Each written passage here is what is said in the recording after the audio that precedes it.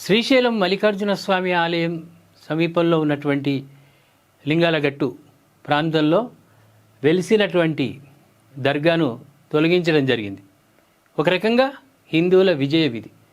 దీని గురించి మనతో స్పందించడానికి బస్వరాజు గారు సిద్ధంగా ఉన్నారు.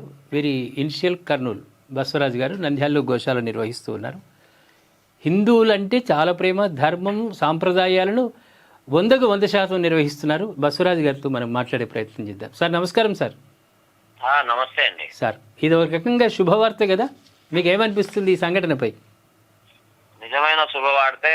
రెండు రాష్ట్రాల్లో ఉన్నటువంటి ఎవరైతే భక్తులు ఉన్నారో, శ్రీశైలానికి సంబంధించిన శివభక్తులు అయితేనేమి, హిందువులకు సంబంధించిన ఒక మంచి విజయం అని మనం అనుకుంటున్నాం సార్.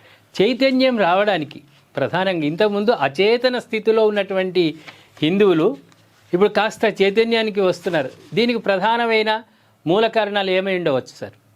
ఇప్పుడు హిందువుల్లో తెలిసిపోతుంది. మనం చాలా వరకు నిజం చెప్పాలంటే ఈ సెక్యులర్ వాదాన్ని వదిలిపెడితేనే తప్ప మనము ఉండగలుగుతాం. లేతే భవిష్యత్తులో మన మీద దాడి చేసేటువంటి యొక్క ఏదైతే ఇతర సంబంధించిన మతాల వాళ్ళు మన మీద దాడులు చేసే అవకాశము మెండుగా ఉందని చెప్పి బంగ్లాదేశ్ సంఘటనలు ఇటువంటివన్నీ గమనిస్తూ మనం చైతన్యం కావాలన్నటువంటి సందర్భం ఈ మధ్య కాలంలో బాగా పెరిగిపోయింది సార్. రెండోసారి దేవాలయాలకు చరిత్ర ఉంది, ప్రాచీనమైన చరిత్ర దేవాలయాలకు ఉంది, కానీ ఈ దర్గాలకు లేదు. దర్గాలకు చరిత్ర లేదు. ఏమనంటే ఎక్కడ దేవాలయం కడుతుండ్రో అక్కడ దర్గా రాత్రే వెలవాలి. ఇది ఎట్లా అంటారు మీరు? ఇప్పుడు హిందువుల్లో అమాయకత్వం. ఈ హిందువులే మొక్కుతున్నారు దర్గాలకు, ముస్లింలు ఏం మొక్కడం లేదు. చెప్పాలంటే ముస్లింలందరూ అల్లానే నమ్ముతారు కానీ దర్గాలను ఎవరు నమ్మరు. కానీ హిందువులు మాత్రమే ఈ దర్గాలు, ఈ పీర్లని నమ్ముతూ వీళ్ళు అజ్ఞానం వైపు మల్లుతున్నారు. మనకు అంతమంది దేవీ దేవతలు ఉండంగా, శ్రీశైలం మల్లన్న ఉండంగా, కనకదుర్గమ్మ ఉండంగా, మనకు దిక్కులేనంత పీర్లు, చనిపోయిన శవాలను మనం ఎందుకు మొక్కాలండి? ఎప్పుడు చైతన్యం వస్తుంది జనాల్లో? చైతన్యం కోసం మేము పోరాటం చేస్తూనే ఉన్నాం.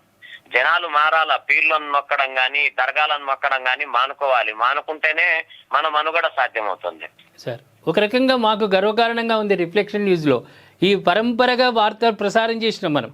లింగాలగట్టు దగ్గర జరిగింది. దానివల్ల ఇవాళ ఫలితం ఒక చైతన్యం వచ్చింది ఏమైనా ఒక భావన అంతే.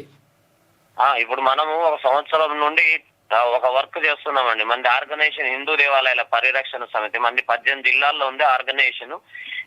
దీని మీద వర్క్ చేస్తున్నాం, లీగల్ వర్క్ చేస్తున్నాం. ఇంతకుముందు మనము అక్కడ ఉండే ఇరిగేషన్ ఎస్సీ గారికి ఒక నోటీస్ సర్వ్ చేసినాం. ఈ విధంగా అన్అఫీషియల్ గా ఒక సమాధి అనేటువంటిది ఉంది కాబట్టి దాన్ని ఖచ్చితంగా మీరు తొలగించకపోతే ఈ పలానా సెక్షన్ల ద్వారా మీ మీద కోర్టు పోతామని చెప్పడం జరిగింది. ఎస్సీ గారు ఏమన్నారంటే, మా జేఈ గారు ఉన్నారండి, ఖచ్చితంగా అటువంటివి ఉండకూడదు, ఖచ్చితంగా మేము తీయిస్తామని చెప్పి చెప్పడం జరిగింది. తర్వాత ఎంఆర్ఓ గారికి మనం రిప్రజెంటేషన్ ఇస్తే ఎంఆర్ఓ గారు కూడా దాని మీద చర్యలు తీసుకోమని ఆయన కూడా ఒక నోటీస్ సర్వ్ చేసినాడు. కానీ ఏమంటే అక్కడ ఉన్నటువంటి డ్యామ్ సైట్ ఇంజనీర్లు ఎవరు పని చేయకపోవడము, అక్కడ ఉన్నటువంటి ఈ యొక్క సమాధి మీద పని చేయకపోవడము, నిర్లక్ష్యం వహించడమే చాలా ఇప్పుడు చెప్పాలంటే ఒక ముప్పుగా వచ్చింది వాళ్ళ తల మీదకి. ఎందుకంటే ఈ స్వామీజీలందరూ పిలిపించారు. శివస్వాములు 20 లక్షల మంది వస్తారు కాబట్టి అక్కడ భద్రత పరంగా శ్రీశైలము బ్రహ్మోత్సవాల పరంగా ఇబ్బందులు తలెత్తుతాయన్నటువంటిది అధికారులు గమనించారు. ఇప్పుడు భవిష్యత్తులో అది దర్గాగా మారుతుందన్నటువంటిది అందరు భక్తుల్లో భయం కలిగింది.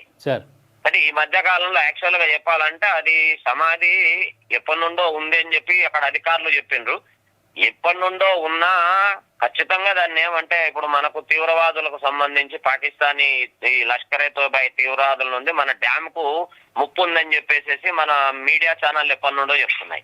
ఇప్పుడు మన తెలంగాణ ప్రాంతం నుండి ఆంధ్రాకు వచ్చేటువంటి ఏదైతే ఈ రహదారి మార్గం, పిల్లర్లకు సంబంధించిన రహదారి మార్గంలో ఇక్కడ సమాధిలో ఏమన్నా విస్ఫోటనాలు ఏమన్నా పెట్టిండే ప్రమాదాలు కూడా ఉండొచ్చు. కాబట్టి దీనికి ఎస్సీ బాధ్యత వహించాలని చెప్పేసి మొన్న కర్నూలు హిందూ దేవాలయాల పరిరక్షణ సమితి మా టీం ఎస్సీ గారికి పోవడం చెప్పడం జరిగింది. ఏమైనా సరే బ్రిడ్జి ఏం జరిగినా మీరే రెస్పాండ్ కావాలని చెప్పడం జరిగింది. కాబట్టి ఈ విషయం మీద మీరు స్పందించకపోతే ఖచ్చితంగా మీకు సంబంధించినటువంటి ఉద్యోగాలు ఖచ్చితంగా పీకిస్తామని చెప్పడం జరిగింది. సార్ అంటే ఈ విధంగా రెస్పాండ్ అయినారు మన స్వామీజీల పిలుపు మేర. మరి చాలా మంది సామాజిక మాధ్యమంలో కొంతమంది ఈ విషయం మీద వైరల్ అయినాయి. మీ యొక్క ఛానళ్ళు అన్ని రకాల కృషి ఈ రోజు ఫలించింది. ఈ రోజు భ్రమరాంబ సమేత మల్లికార్జున స్వామి చాలా సంతోషపడుతున్నాడు. నిజం చెప్పాలంటే భక్తులు చేసినటువంటి దానికి. కాబట్టి ఏదైతే సమాధుల కట్టడం అనేటువంటిది చాలా తప్పు. వాళ్ళు ఈ మధ్య కాలంలో దానికి ఆకుపచ్చ టవల్ కప్పి ఒక గ్రిల్ ఏర్పాటు చేశారు. ఎవరైతే ఆ విధంగా ఏర్పాటు చేశారో, ఇప్పుడు కలెక్టర్ గారు ఏమన్నారంటే అది ఎప్పటి నుండో మత్స్యకారులు చెప్పినారు, అది ఎప్పటి నుండో బిల్డ్ అయిందని అని చెప్పింది. చాలా సంతోషం. సరే, రెండోసారి వాళ్ళు గ్రిల్ ఏర్పాటు చేసి ఆకుపచ్చ ఏదైతే వేశారో, కాబట్టి వాళ్ళు చేసింది అనఫిషియల్. చట్ట ప్రకారం వాళ్ళు ఆ యొక్క దాన్ని ఆక్రమణ చేసి దాన్ని ఏదో రూపాంతరం చెందించాలన్నటువంటి వాళ్ళ మీద కూడా కలెక్టర్ గారు ఖచ్చితంగా ఎస్పీ గారికి ఆర్డర్ జారీ చేసి వాళ్ళ మీద కేసులు నమోదు చేయించాలి. ఈ విషయం కూడా మేము పనిచేస్తాం. ఎస్పీ దగ్గరికి పోతాం, నంద్యాల ఎస్పీ దగ్గరికి పోతాం. ఎవరైతే ఆ గ్రిల్ ఏర్పాటు చేశారో, ఆకుపచ్చ కండువా ఎవరు కప్పినారో వాళ్ళని గుర్తించి వాళ్ళ మీద చట్టపరమైన చర్యలు తీసుకోమని ఖచ్చితంగా రిప్రజెంటేషన్ హిందూ దేవాలయాల పరిరక్షణ సమితి ద్వారా మేము ఇస్తాం. Thank you sir. Thank you.